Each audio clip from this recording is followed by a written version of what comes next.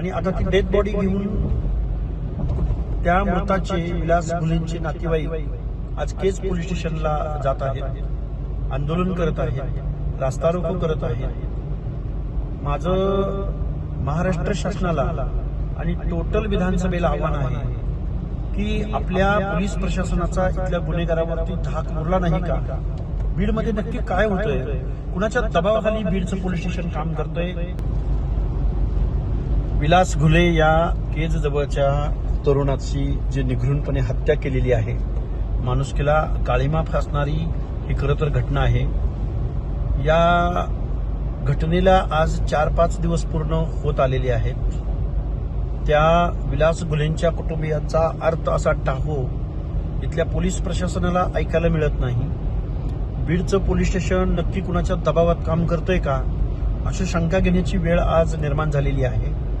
Death body गेल्या 4-5 दिवसापासून अंत्यसंस्काराविना आता सध्या पडून आहे आणि आता ती डेथ बॉडी घेऊन त्या मृताचे विलास घुलेंचे नातेवाईक आज केज पोलीस स्टेशनला जात आहेत, आंदोलन करत आहेत, रास्ता रोको करत आहेत.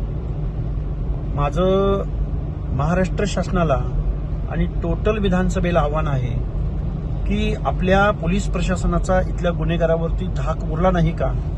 बीडमध्ये नक्की काय होतंय? कुणाच्या दबावाखाली बीडचं पोलीस स्टेशन काम करतंय याची आम्हाला कल्पना नाही. तेव्हा या मृत कुटुंबियांच्या वतीनं आंदोलन केलं जात आहे. या आंदोलनामध्ये सहभागी होण्यासाठी मी सध्या केजला रवाना होत आहे आणि त्यांच्या या आंदोलनामध्ये सहभागी होत आहे.